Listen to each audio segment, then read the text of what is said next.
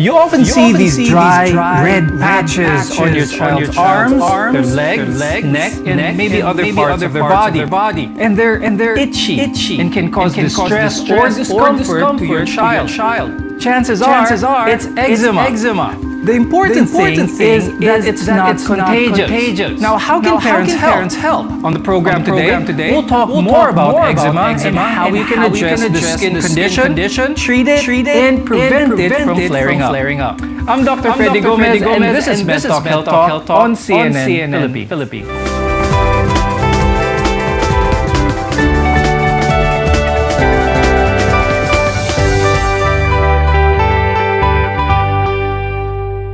If you notice your child has dry, red, and bumpy patches on their skin, he or she may have a condition called eczema. Now, our guests are here today to tell us more about this condition. With us is Dr. Zarina Chavez. She's a dermatologist from the Medical City and the Rizal Medical Center. Also with us is Dr. Camila Ramirez Tuazon, who's a pediatric dermatologist from National Children's Hospital. Now, eczema belongs to an umbrella topic of atopic dermatitis, and most people develop this common condition as infants as well as toddlers, and the risk may start to drop off by the time they reach adulthood. Now, Dr. Chai, what are the main causes for this kaya para ma-aware ang ating mga viewers? So atopic eczema is actually a multifactorial condition, meaning there is no single cause that leads to the disease. Although instead there are several factors which come into play. So this includes genetic predisposition. So there's also the defects in skin barrier. Our immunity also plays a role, as well as environmental triggers.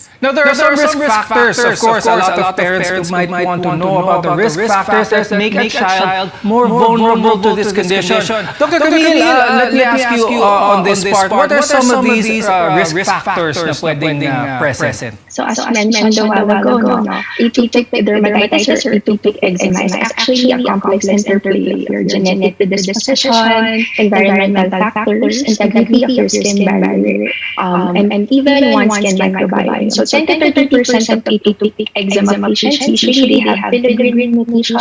That's the one responsible in holding on the integrity of your skin barrier. So that's one risk factor if they do have that mutation. Environmental triggers such as your irritants, allergens, microbes, and even mechanical injury. These are all some of the triggering factors that can help in the development of eczema in children. Now, the cause of itching, redness, and bumpy skin can be frustrating for both the child as well as the parent. And understanding all of this and the warning signs can help you get the care needed as soon as possible. Now, we mentioned a few symptoms earlier, but let's concentrate on infants for the time being. Dr. Camille, what does this condition look like in infants? In infants, actually, it's more of the extensor surfaces that is actually, they do have lesions on the cheeks,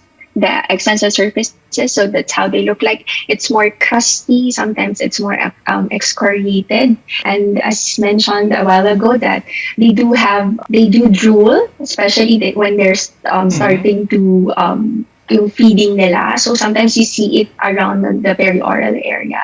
So you see red, scaly, pain patches on the extensor surfaces, mostly also on the cheeks. Now, Dr. Chai, when it comes to eczema, meron ba tong mild, moderate, severe when it comes to it presenting to the child? Meaning, could some of the symptoms be so mild na baka hindi mapansin ng parent na eczema na pala to? Yes, that's correct.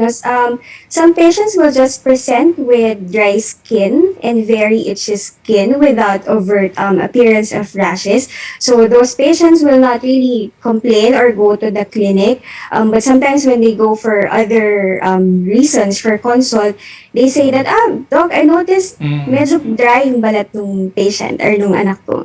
In today's reality, the constant hand washing and use of alcohols or sanitizers have become some of the triggers for breakouts of eczema. Now, Dr. Camille, could you tell us more about this? Meron bang option para sa mga bata na sensitive, nagkakaroon ng eczema when it comes to hand washing soap, sanitizers, alcohol, and things like that? I think nowadays it's really still important that we tell them or we still educate kids to do hand hygiene. So, however, they're very sensitive when it comes to the ones they're using, especially those with fragrance. So maybe what we can do is to give them those synthetic detergents like those mild cleansers without fragrance, and also less ingredients. And right after, we can tell them or also help them in applying their emollients or moisturizers every after hand washing, so that they can also prevent having eczema on their hands, or they can prevent having hand dermatitis. Now, the itchy, dry, sensitive skin characterized by eczema can be mistaken for psoriasis or other skin conditions. We'll discuss how to tell them apart when we return. So stay with us on Med Talk Health Talk, only on CNN Philippines.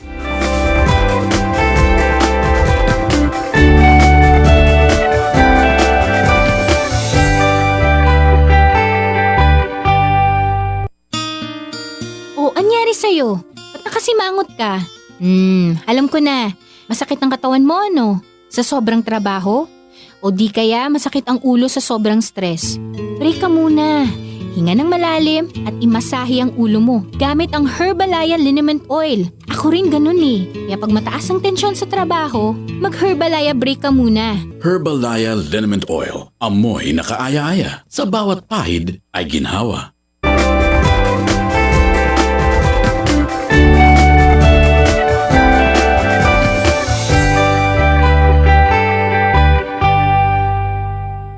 I'm Dr. Freddy Gomez and welcome back to Med Talk Health Talk on CNN Philippines, where caring is our calling.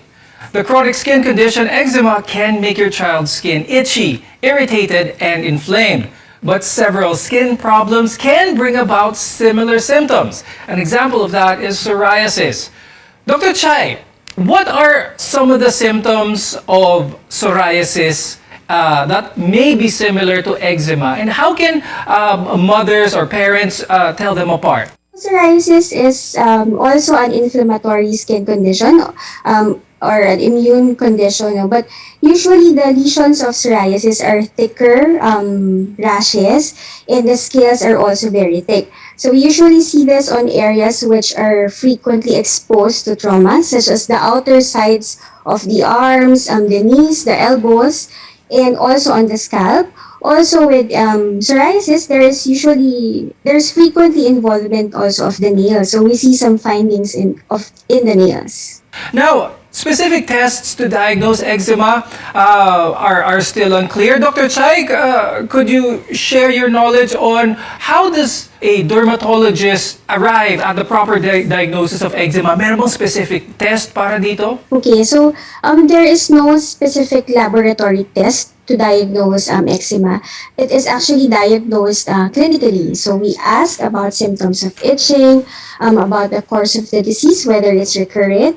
We also ask if there are members of the family with atopic conditions such as eczema, allergic rhinitis, and asthma.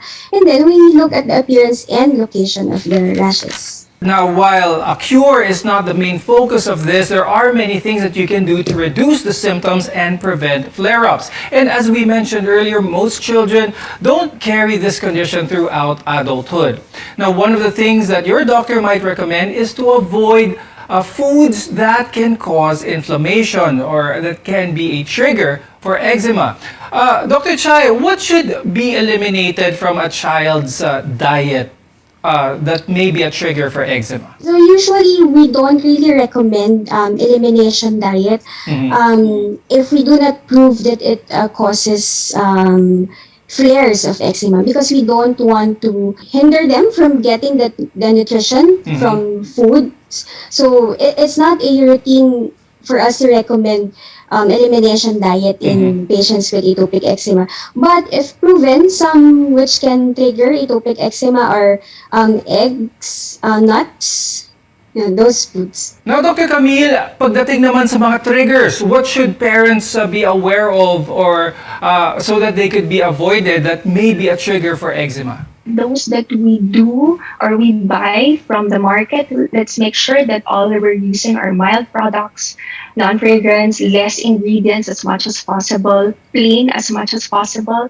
Also, the detergents that we're using, we are advocating to do double or triple rinsing because it might also trigger their eczemas. Make sure also all the things they're wearing, mostly we can tell parents to wear cotton clothes, and also their daily activities, and we have to tell them to have good hygiene, give them daily baths because I said earlier, sweat trigger eczema. No, Dr. Camille, I'd like to ask, is stress a contributory factor? Pwede ba mag-trigger ang eczema ng isang bata due to stress? And if so, paano kaya ma-manage ito ng isang parent? Yes, stress can really trigger AD, especially when they're doing homeschooling, like online classes. But what we do, and lately also guidelines do, or most of the studies would recommend multidisciplinary approach, and that is integrating like some psychological assessment during the clinic visits.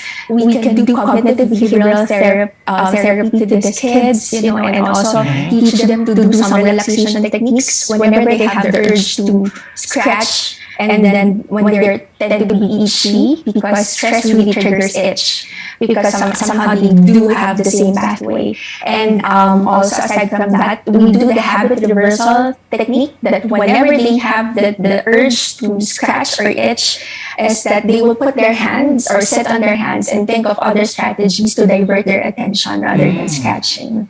Now, we often see certain parts of the body where eczema is more pronounced. So this is the neck, the back of the elbows, even the back of the knees.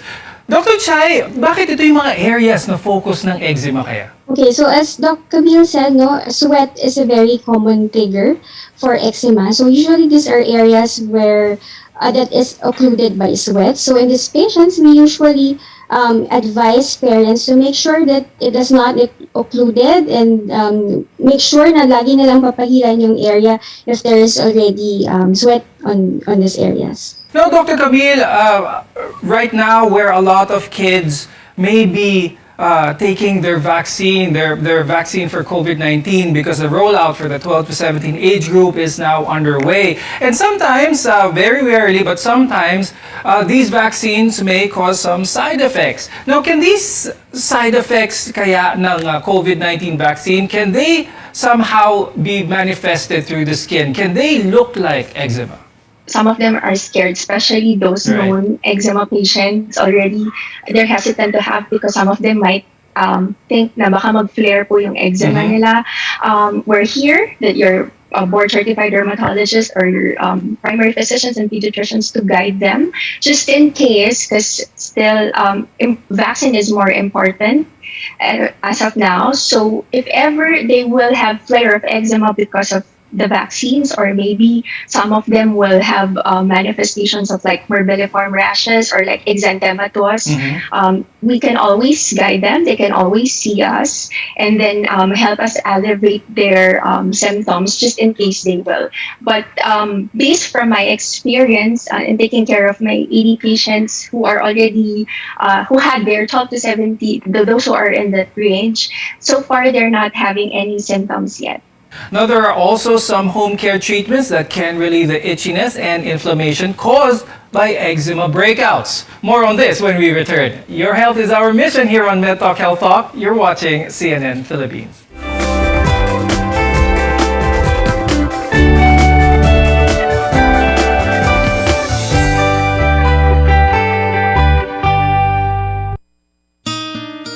Oh, anyari sa'yo? Ba't nakasimangot ka? Alam ko na. Masakit ang katawan mo, ano? Sa sobrang trabaho? O di kaya masakit ang ulo sa sobrang stress? Break ka muna. Hinga ng malalim at imasahe ang ulo mo gamit ang Herbalaya Liniment Oil. Ako rin ganun eh. Kaya pag mataas ang tensyon sa trabaho, mag-Herbalaya break ka muna. Herbalaya Liniment Oil. Amoy na kaaya-aya. Sa bawat pahid ay ginhawa.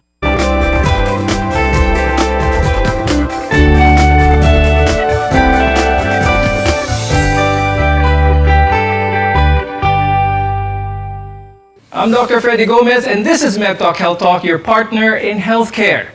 If your child is living with eczema, its symptoms could be affecting his or her quality of sleep, not to mention your own. The good news is there are many home treatments and medications available that can help prevent flare-ups. First of all, Dr. Camille, when it comes to home remedies, is this something that dermatologists would recommend? Is this something that is, for the most part, safe to use? And if so, what are some of these home treatments for children with eczema that is safe and recommended by the dermatologist to use? So in treating eczema, we have actually basic management. That's giving them baths, giving them daily moisturizers, and avoiding triggers. As home remedy, I recommend also sometimes to those who can do it, to do dilute bleach bath. That's a home remedy. So what you do is you get a half teaspoon of your common household bleach bath and dilute it in 1 gallon of water, or to those with bathtubs, you get a half cup of a common household bleach bath and dilute it there with bathtub full of water. Ask them to leave it to their skin for 5 to 10 minutes and then rinse it, and then repeat it twice weekly just to avoid having skin infection. Early on the show, we talked about foods that should be avoided. Now I'd like to ask Dr. Chai, are there foods that can help reduce the inflammation caused by eczema? While anti-inflammatory diet is not yet routinely recommended in patients with atopic eczema, there are foods which can help reduce inflammation. And these are the foods that we generally regard as healthy foods, so which include fatty fish such as salmon, tuna, mackerel, also green leafy vegetables and tomatoes, fruits such as berries, strawberries, and blueberries. Now, in terms of managing and treatment, there are also creams and over-the-counter medications that can help alleviate some of the symptoms. Dr. Chai, could you mention some of these and maybe some of the safety reminders as well whenever a parent goes out and looks for over-the-counter treatments for eczema? We have several treatment options for atopic eczema. So we have anti-inflammatory creams or ointments, and usually these are available via your doctor's prescription. So we really discourage patients from self-medicating, especially with what we call steroid creams, because there are side effects which can result from prolonged use of these steroid creams. So aside from that, we can also prescribe other treatments such as phototherapy, which is basically available in some selected dermatology centers. This is just exposure to a certain wavelength of UV light. And then for those who have severe and unresponsive eczema, we can also prescribe tablets. Again, these are available through your doctor's prescription. What should a parent of a child do kapag napansin niyang parang hindi gumagaling yung mga symptoms with the medication?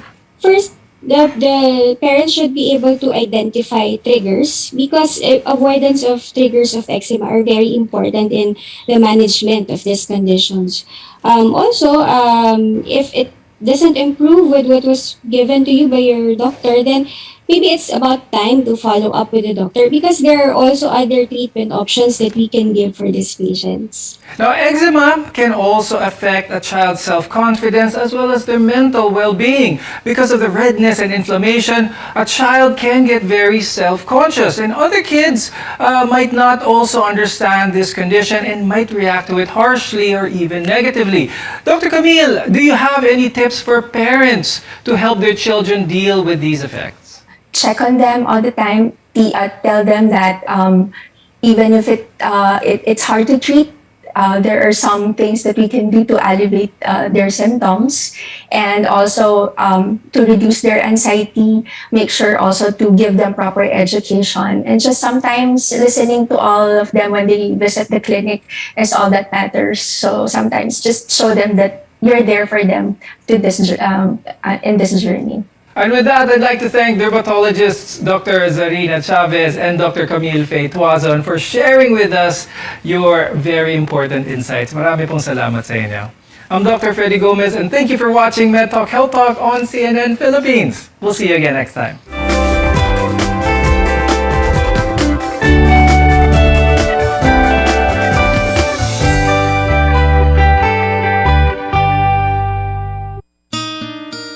Anyari sa'yo? Ba't nakasimangot ka? Alam ko na. Masakit ang katawan mo, ano? Sa sobrang trabaho? O di kaya masakit ang ulo sa sobrang stress? Break ka muna. Hinga ng malalim at imasahe ang ulo mo gamit ang Herbalaya Liniment Oil. Ako rin ganun eh. Kaya pag mataas ang tensyon sa trabaho, mag-Herbalaya break ka muna. Herbalaya Liniment Oil. Amoy na kaaya-aya. Sa bawat pahid ay ginhawa. Loren Legarda po. 18 years akong senador at nagsulong ng mga batas na nakakatulong sa mga nangangailangan. Free college education law. Para sa aming edukasyon. MSME law. Batas para sa aming kabuhayan. Climate Change Act. Mga batas para sa kalikasan at climate change. Mga batas na ginawa ko na napapakinabangan ngayon. Sana makatulong pa ako sa mas marami. Loren Legarda. This is